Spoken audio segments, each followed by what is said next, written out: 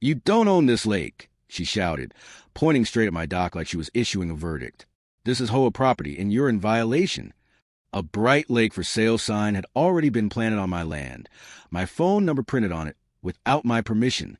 Neighbors lined the fence, whispering, filming, waiting.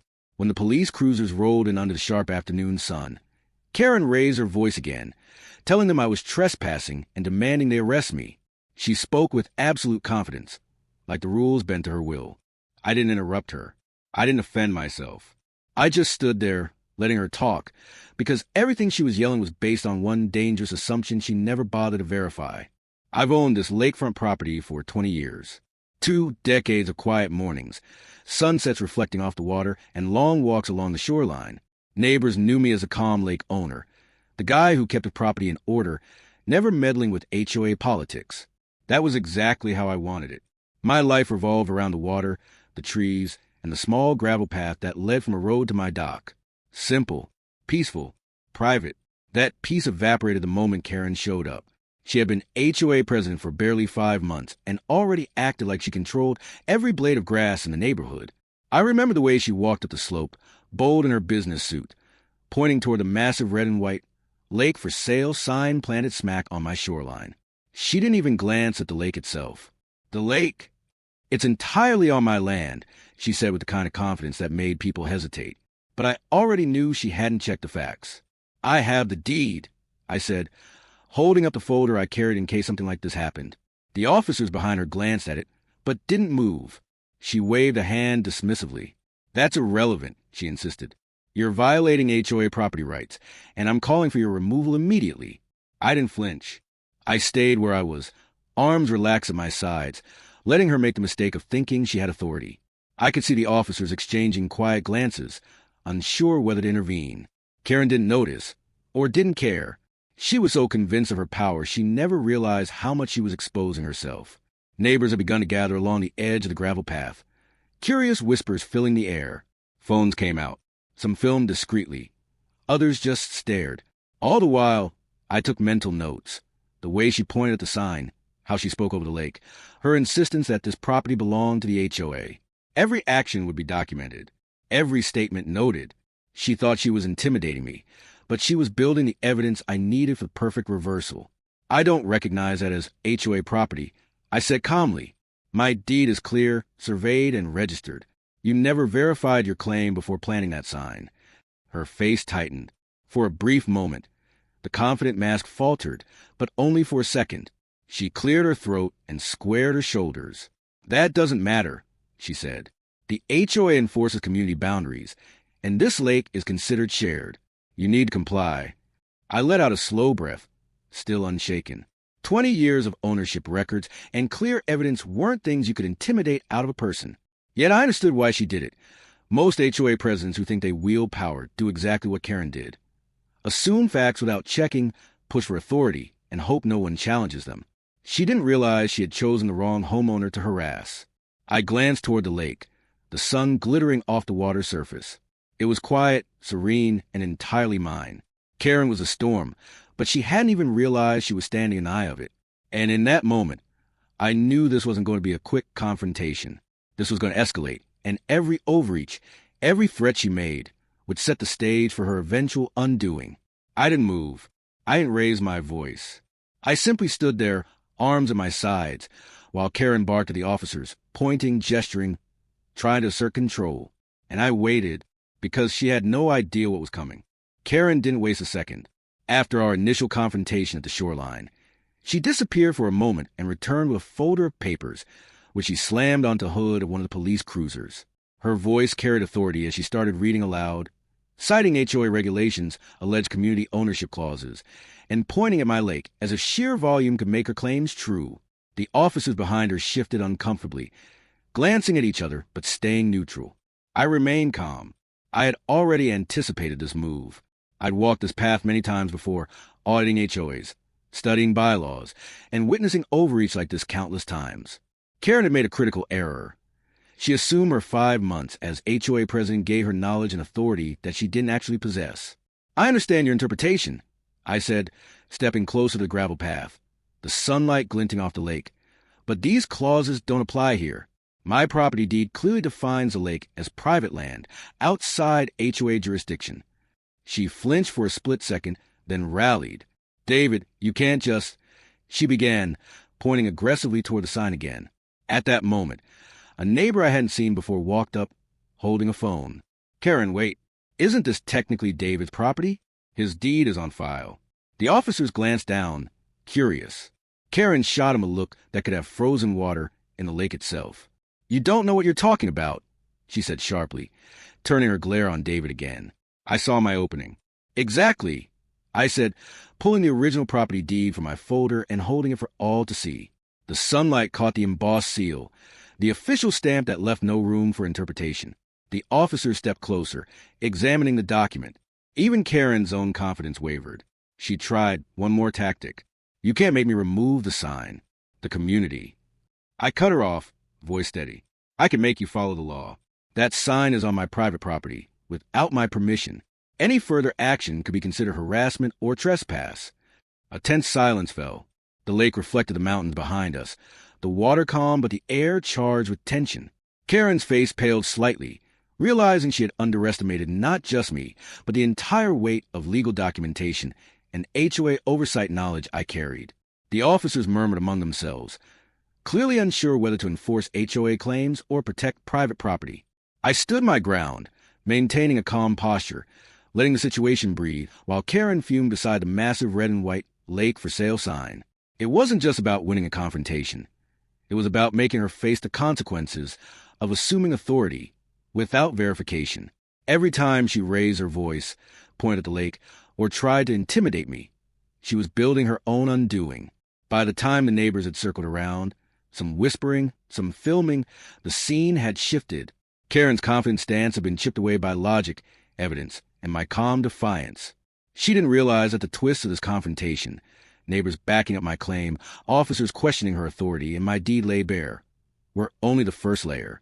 The real shock was yet to come, and it would hit her where it hurt most. Public exposure, legal accountability, and the collapse of her HOA power. I remained still, watching her try to regain composure. The lake behind me glimmered, peaceful as ever, a silent reminder of what belonged to me. And I knew deep down, this wasn't the last confrontation, but it was the first time she understood that David Cole doesn't lose, even when the HOA tries to rewrite reality. After the initial confrontation, I thought Karen might hesitate, but she didn't. A few days later, she decided to rally the neighborhood to intimidate me, claiming the lake was community property, and insisting I had no right to keep it private. I knew she was overreaching, but I also knew that escalation would only make her mistakes more visible. It was early morning when she arrived with a small group of HOA board members, their suits and folders in tow. I watched from the dock, coffee in hand, as they approached along the gravel path leading from the neighborhood road. Karen was in full force, pointing toward the massive red and white lake for sale sign she had left planted the week before. Her tone was forceful, though she kept it measured.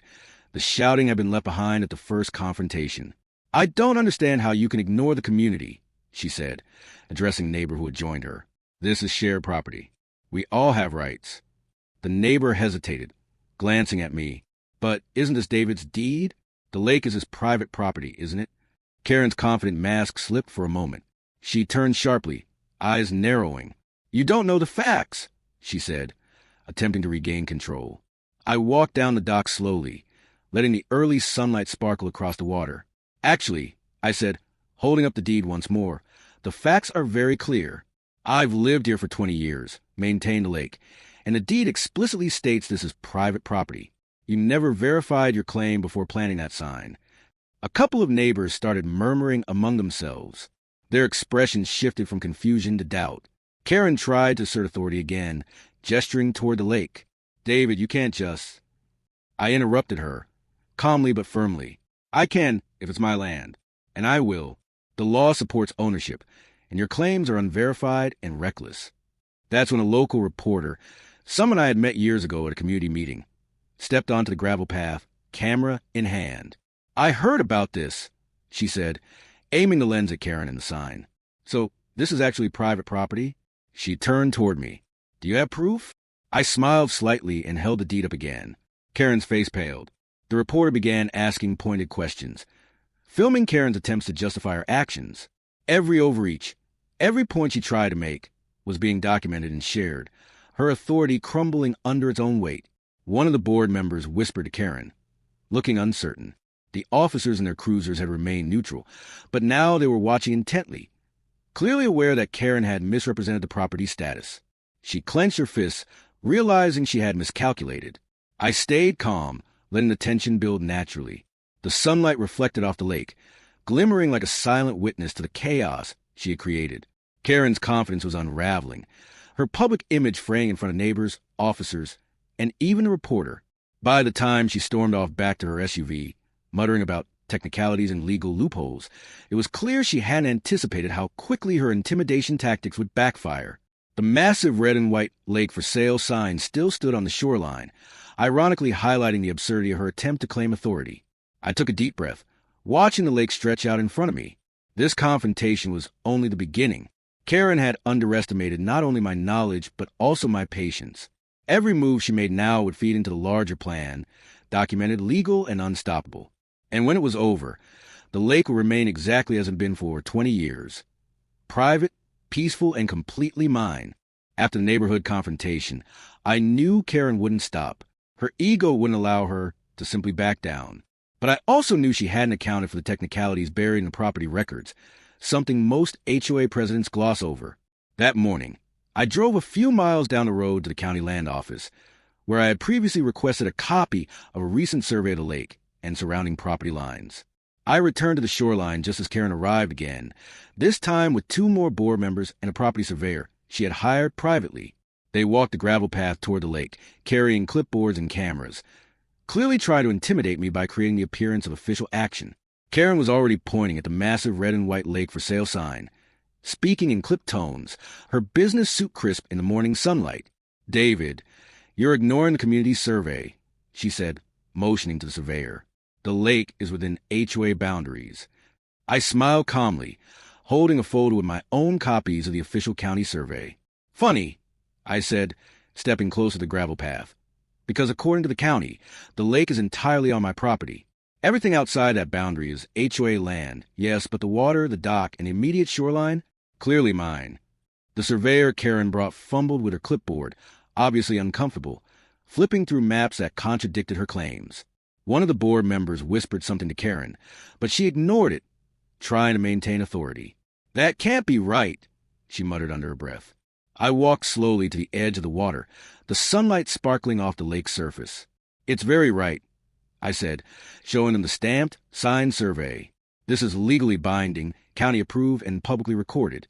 Your HOA claim doesn't supersede property law." A neighbor wandered closer, curious about the heated discussion. Another officer had quietly arrived in a cruiser, watching from the gravel path. Karen's face, once full of confidence, was now a mask of disbelief and rising panic.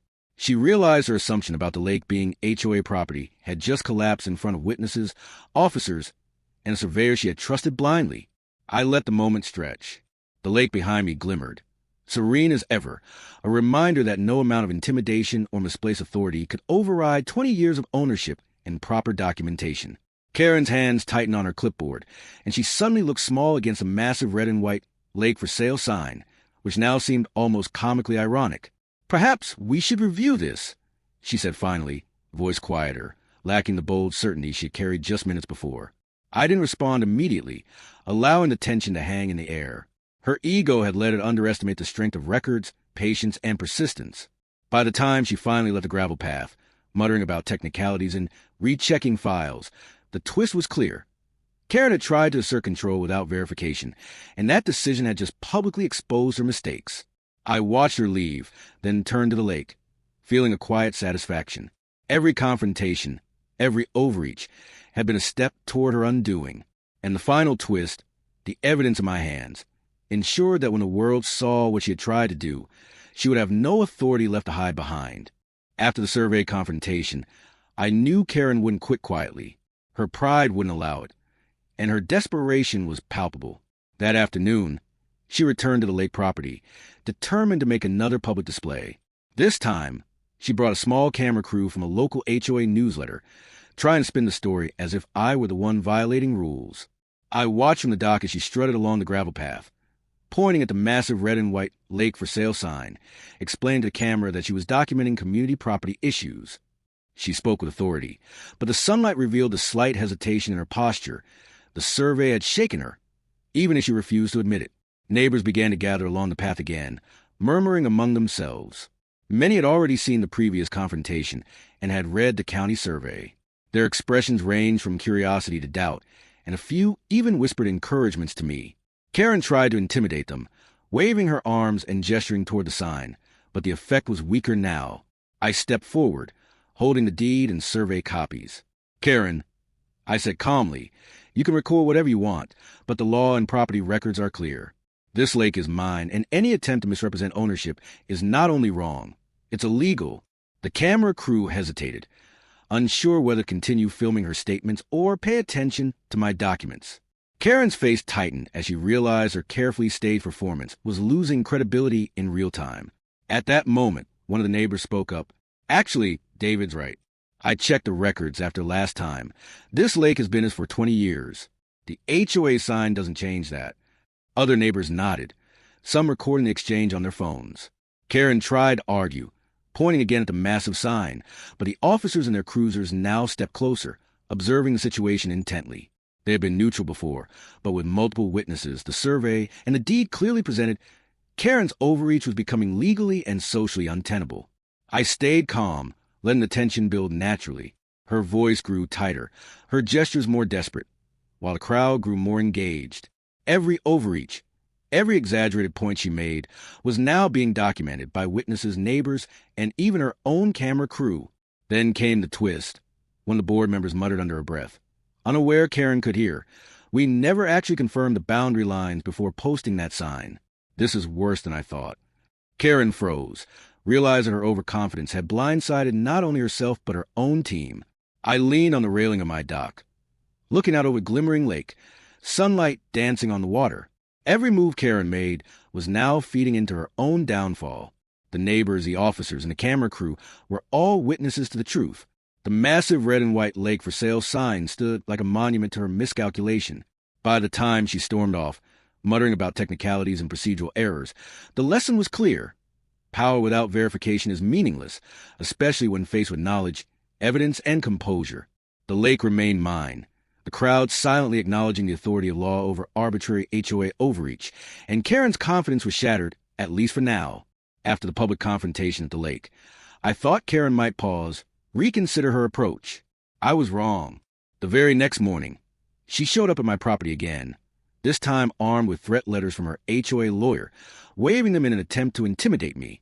Her bold business suit was crisp under the bright sunlight, her short, messy blonde hair slightly wind-tossed, reflecting her agitation. "I'm filing an official complaint," she announced, pointing toward the massive red and white lake for sale sign again. "This property is considered a community resource, and you are in violation. You will face legal consequences if you don't comply." I remained calm, standing on the gravel path near the lake, my hands relaxed at my sides. I had anticipated this move. Karen had underestimated not only my ownership records, but also my experience with HOA overreach. I reached into my folder and pulled out not only my deed and county-proof survey, but also a collection of prior HOA violation letters that I had audited for similar cases nationwide.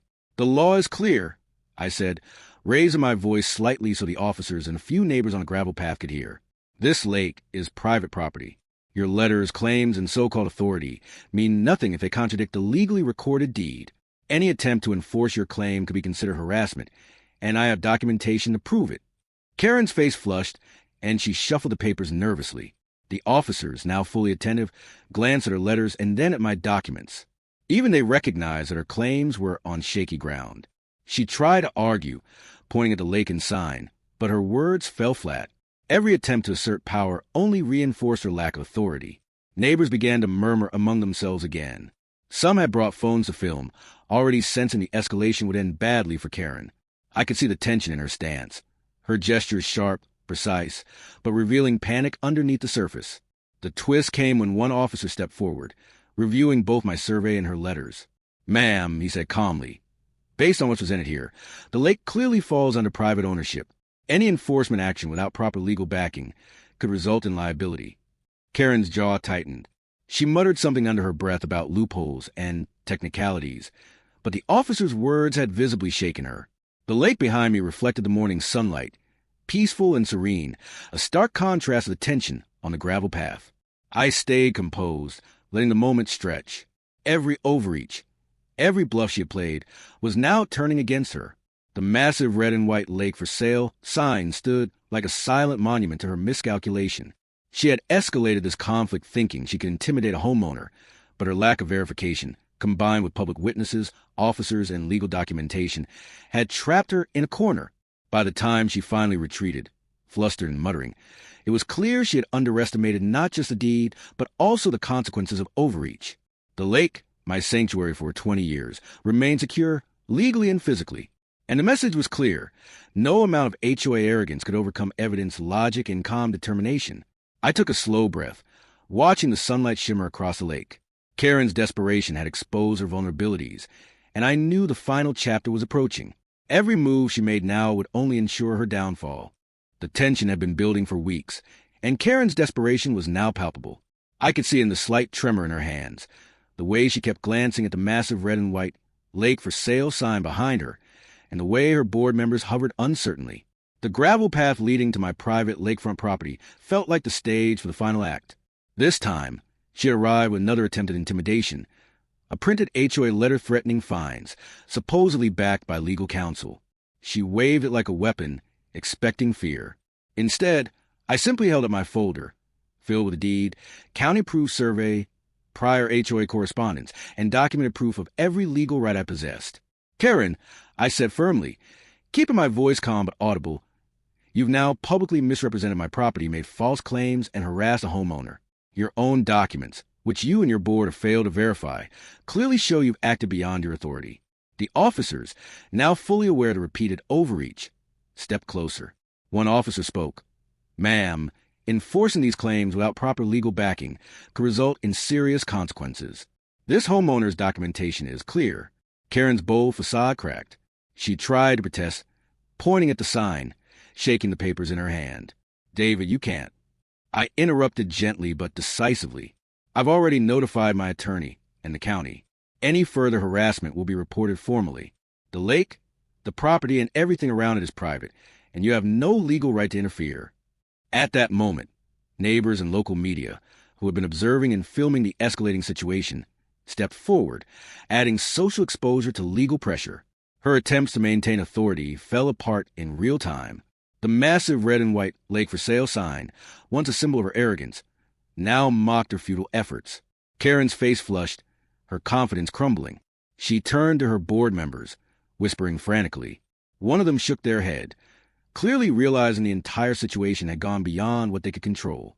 The officers remained composed, confirming that any HOA action would be invalid and potentially illegal.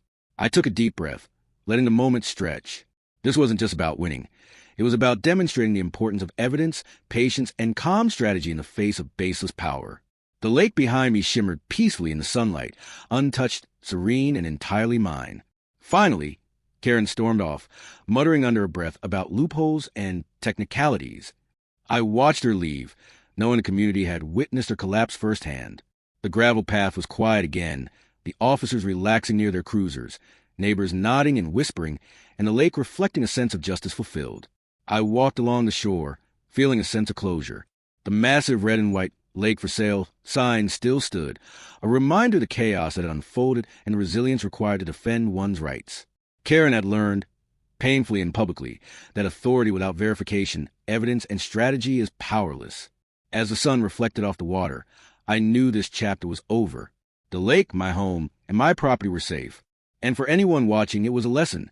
Knowledge, preparation, and calm execution always triumph over arrogance and reckless power. And that's how I defended my private lake against HOA Karen's outrageous claims. It wasn't about winning an argument. It was about standing firm, knowing your rights, and letting evidence do the talking. The lake remains mine, the deed and survey secure, and justice clearly served. If you enjoyed watching how I handled this, don't forget to like, share, and subscribe for more real-life HOA drama, property disputes, and strategic revenge stories. Trust me, these situations aren't always what they seem, and staying calm can turn the tables completely.